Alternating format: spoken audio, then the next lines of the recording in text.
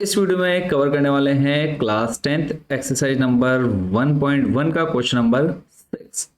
तो बहुत इजी रहने वाला है क्वेश्चन, क्योंकि यहाँ से आपसे पूछा है व्याख्या कीजिए कि आपको नंबर दे रखा है और ये भाज्य संख्या क्यों है।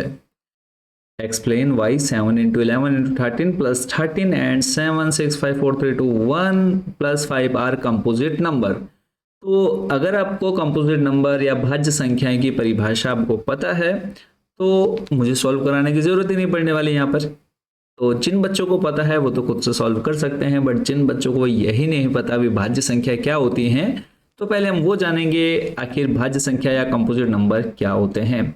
तो बहुत ही शॉर्ट में मैं आपको यहाँ पर समझा देता हूँ। भाज्य संख्या क्या होती है? वह संख्या जिसके दो से अधिक गुणनखंड होते हैं, यानी जो एक और स्वयं के अलावा किसी और संख्या से भी कट जाए या एक और खुद के अलावा किसी और संख्या के पहाड़े में भी आए। एग्जांपल ले लेते हैं, जैसे चार। चार देखो, एक के पहाड़े में भी आएगा, दो के पहाड़े में भी आएगा और चार के पहाड़े में भी आएगा। तो यानी जिसके अभाज्य गुणनखंड क्या हो, दो या दो से ज्यादा हो, यानी आप बोल सकते हैं जिसके फैक्टर जो हैं दो से ज्यादा हो। इंग्लिश में बात करें composite number, a number that has more than two factors, it can be divided evenly by numbers other than one and itself. Example 4 6 8 9 and 10। और कभी कभी क्वेश्चन पूछ लेता है कि सबसे छोटी भाज्य संख्या कौन सी है, तो आंसर याद रखना है द स्मॉलेस्ट कंपोजिट नंबर क्या है, तो आप बताएंगे 4। ये आपको समझ में आ गया कंपोजिट नंबर क्या होते हैं या भाज्य संख्याएं क्या होती हैं जिसके दो या दो से अधिक गुणनखंड होते हैं।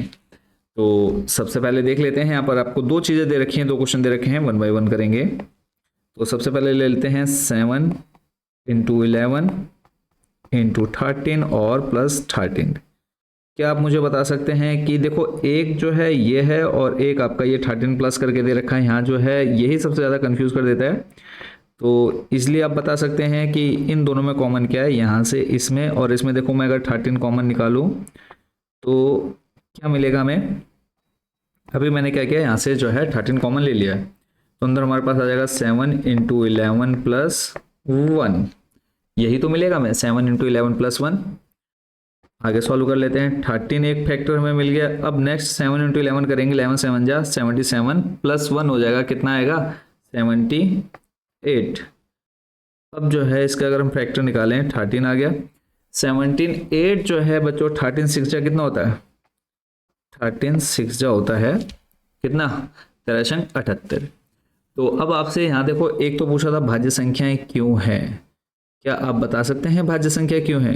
इजीली बता सकते हैं ना, क्योंकि अब जो है आप यहाँ पे बता सकते हैं कि ये जो है नंबर, इसके जो इसके जो भाज्य गुणनखंड है, यानी इसके जो कंपोजिट नंबर है दो से ज्यादा है।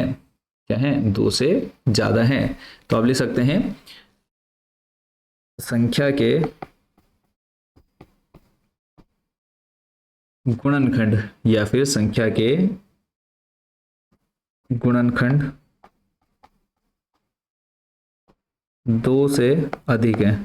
दो से अधिक का मतलब देखो टोटल हमें कितने हैं मिले, 3 है, दो से अधिक है, इसलिए यह भाज्य संख्या है। ठीक है, ये आपने लिख दिया। और इंग्लिश मीडियम वाले जो बच्चे हैं वो भी लिख सकते हैं कि जिसके जो फैक्टर्स हैं वो हैं ग्रेटर देन कह रहा हूँ मोर देन 2। ठीक है, जो इसके फैक्टर्स हैं वो हैं मोर देन 2, इसलिए क्या है ये कंपोजिट नंबर है। ठीक है, ऐसे ही सेकंड वाला चेक कर लेते हैं। सेकंड आपको दे रखा है 7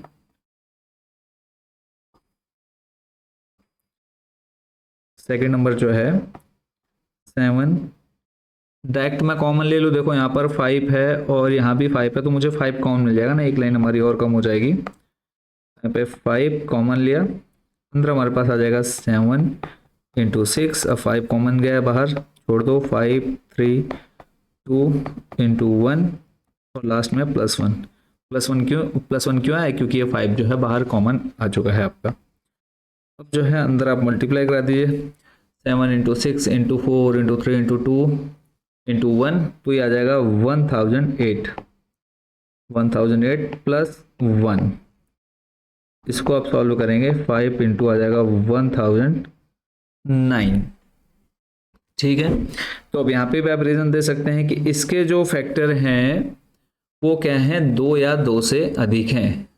2 से अधिक तो नहीं है, यहाँ पर 2 हैं, तो आप इजली जो है इसको भी यहाँ पे सेम रीजन दे सकते हैं कि संख्या के जो गुणनखंड हैं या भाजक हैं वो क्या है, 2 से 2 हैं, इसलिए क्या है, यह एक कंपोजिट नंबर है। तो इस तरीके से जो है बच्चों आपका ये क्वेश्चन नंबर 6 सॉल्व होता है। और इसके अलावा जैसे एग्जाम्पल पूछ लिया जाता है प्राइम कंपोजिट नंबर का, तो आप लोग ये बता सकते हैं कंपोजिट नंबर क्या होते हैं, भाज्य संख्या क्या होती है जिसके अभाज्य गुणनखंड क्या है, 2 या 2 से ज़्यादा हो। देखो 2 के पहाड़े में भी आता है, 3 के पहाड़े में भी आता है और 1 के पहाड़े में भी आता है। तो ऐसी संख्या क्या कहलाती हैं, भाज्य संख्या कहलाती हैं, कंपोजिट नंबर कहलाती हैं। क्लियर हो गया। तो नेक्स्ट वीडियो में देखेंगे हम क्वेश्चन नंबर 7। और जब तक जिन बच्चों ने चैनल को सब्सक्राइब नहीं किया, सब्सक्राइब वाला बटन जरूर प्रेस कर दीजिएगा। मिलते हैं नेक्स्ट वीडियो में। Thank you so much for watching this video.